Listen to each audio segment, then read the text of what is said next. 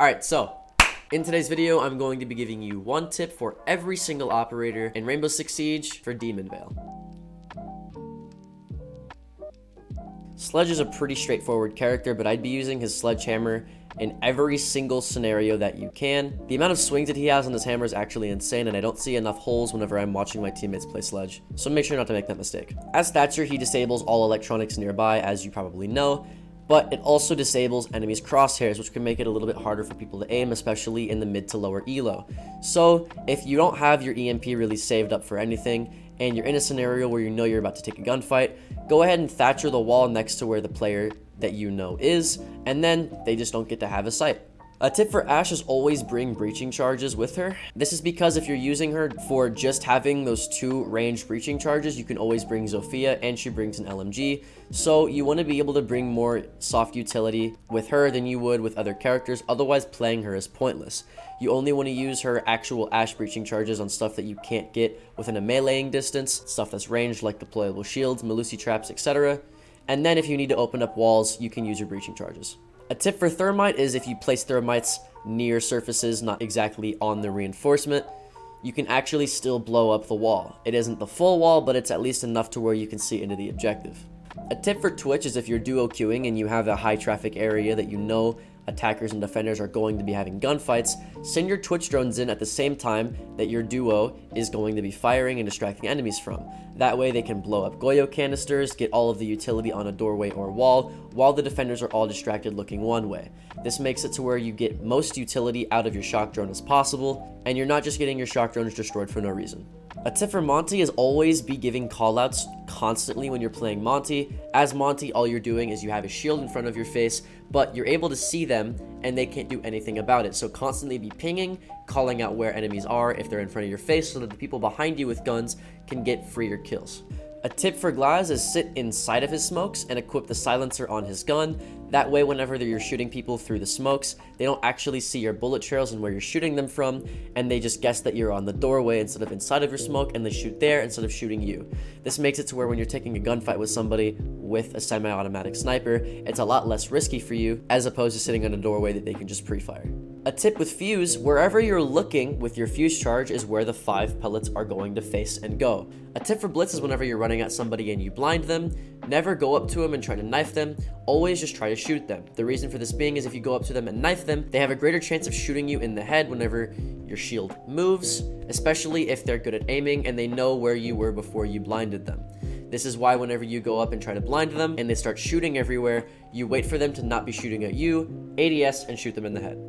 A tip for IQ is they actually just made it to where you can ping gadgets through her scanner, even if it's through walls. So what you can do is completely just sweep a floor that your teammate's going to go into, and then you can tell them if there's any cameras or traps there, ping it, and then they can easily destroy it once they walk in. A tip for Buck is you want to be playing Buck whenever there's a hatch that you need to get open, and there's vertical play that needs to be had whenever you're solo queuing and you don't have somebody to get the hatches for you. So a great example would be if you need to play vertically above a site and nobody else is playing a Hibana, a Thermite, whatever, you can just bring hard breaching charges and get the hatch and play vertically at the same time, as opposed to Sledge, who doesn't bring hard breaching charges. A tip for Blackbeard is rappel onto places where they can only see your head on the rappel. That way when you're in a gunfight, all they can see is that shield on your head, and you're able to put more bullets into them faster than they're able to put bullets into you. A tip for Capitão is shoot his smokes up onto the roof so that his smokes are really, really high, and when the attackers walk into it, you can see their legs, but their head is in the smoke, so they can't see you. This is something called a one-way smoke, and I talk about it in my Capitão video, which I'll link in the top right here. A tip for Hibana is something called Hibana tricking. What you can do is essentially put 2 sets of 4 X Kairos on the top and the bottom of the wall, activate it, and it should take the reinforcement completely off of the wall, allowing a soft breacher to come and get the wall for you. A tip for Jackal is whenever you're trying to roam clear and take space for your team, what you want to do is just drone out the initial room that you'll be walking into, but don't waste time droning all the rooms around it. The reason for this being is whenever you walk into the room and you activate your foot scanner, you can just see if there's footsteps leading into those other rooms that you'd be going into, and then if there's not footsteps there, you know that there'd be nobody else in the room or in any corners that that room may provide. A tip for Ying is that you can put her candelas on soft breachable surfaces, and the Ying will just pop out of the other side, instead of having to actually roll the Ying into somewhere. A tip for Zofia is stop using her stuns to burn utility, and start using her impacts. The reason being is you find yourself using your stuns a lot more usefully, a lot more often, than you would find your impacts. Let's say that I'm pushing into an objective, and I know there's enemies there, and all I have to do to kill them is win the round. Those stuns are going to help you kill them a lot more than those impacts would ever would, especially if you don't really need to get any utility or any walls to open in that scenario. My tip for Dokkaebi is whenever you're roam clearing, you want to be able to kill the roamer and get the cams that phone provides off of the dead roamer. I don't see enough Dokkaebis doing this. They just use their call instead of actually tracking down roamers and getting all of the defender cams that they see. This is especially good if you know they're running Echo, Valkyrie, or Mozzie, and can be something that completely changes the tide of a round. A tip for lion scans is you want to use his lion scans to gain space. So if you know that the roamer is just going to stand still whenever you scan, you can use that time of them standing still to push into the building and push into the room that you know they're in order to make things more fast whenever you're roam clearing.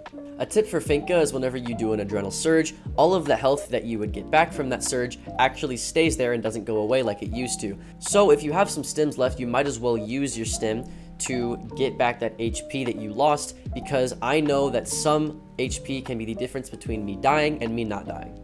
If you're not using Maverick to help get the wall open and you're just using him for his gun, you might as well use his utility to quietly get into another area instead of just making his blowtorch completely useless. An example of this would be if they're downstairs and you're not going to help your teammate get hatches, or maybe even a certain wall if you feel so inclined, you can just use the fact that the blowtorch is extremely silent to then go into dirt and get the dirt wall and then frag out there. For Nomad, whenever you put your air jabs on a door, put it at the very top of the door so that only half of the doorway is covered by the radius of the air jab.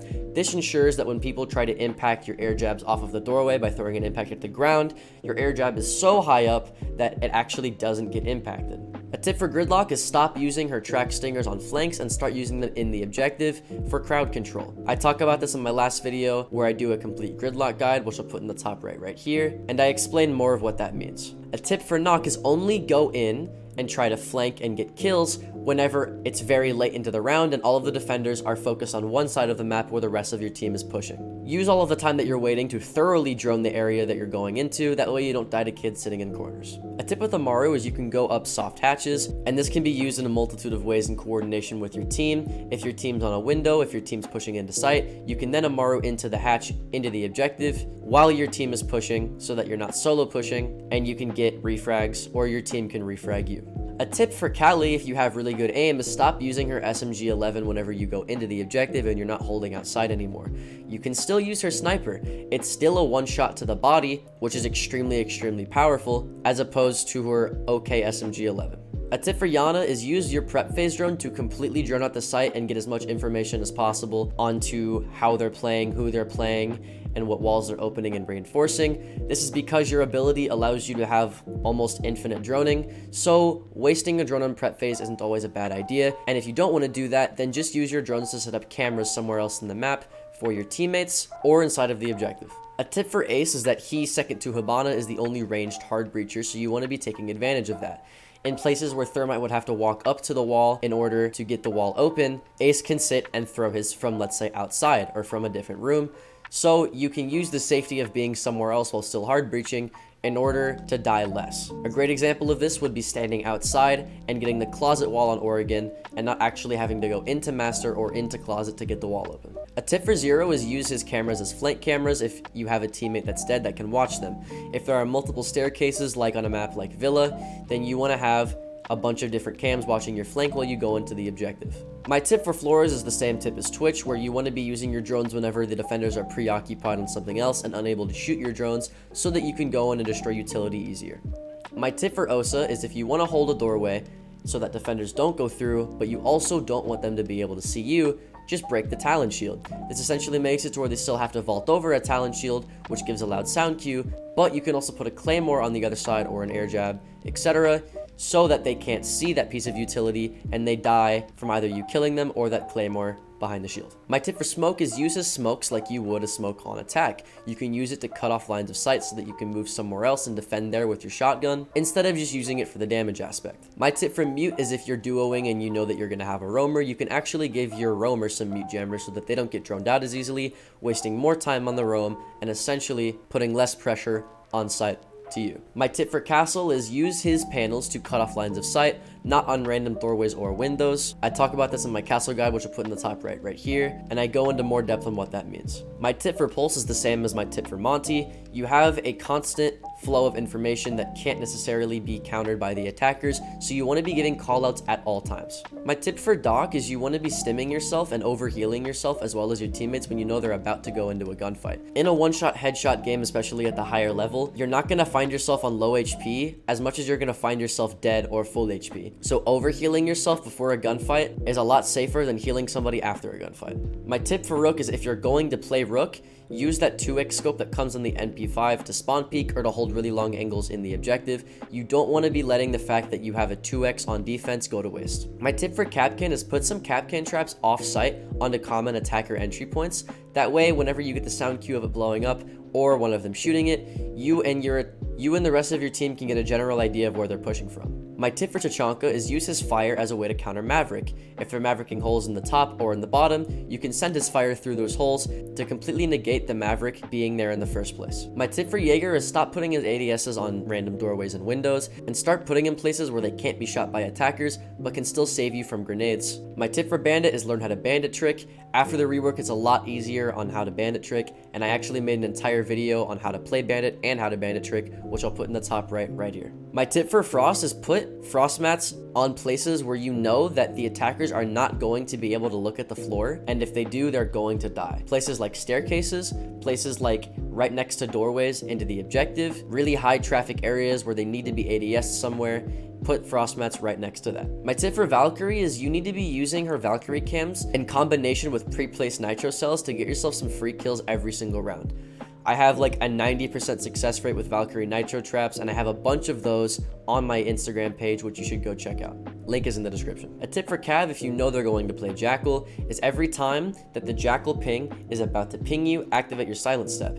This makes it to where Jackal's ping doesn't actually go off, and you completely negate Jackal's tracking. A tip for Echo is hide his Echo cams and pop them out only whenever you need to in order to deny plant or in order to get your teammate a free kill whenever you stun them. This essentially makes it to where it being visible on the roof isn't an issue because it's hidden until it needs to be used.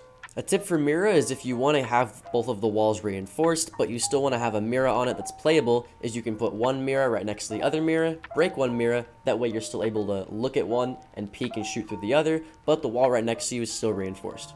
A tip for Legion is going to be the same as a tip for Frost, and that is putting them in high traffic situations where they can't look at the ground or pull out your Legion mines, because if they do, they're going to be in a gunfight with you and they're going to die. A tip for Ella is maybe pocket a mine or two. This makes it to where if you have all of your mines set up and they don't push wherever you have them set up, you can always just have some in your pocket that you can throw out on the go whenever you're roaming.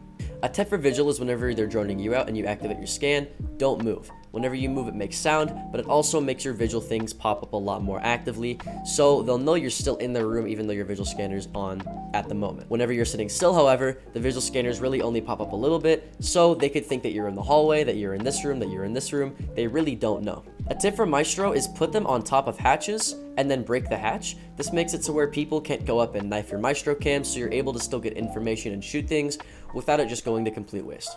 A tip with Alibi is play off of your Prismas. What I like to do is I'll put a lot of my alibis on site, I'll go off site, and whenever somebody shoots the alibi, I'll run out and shoot my ping on wherever they are.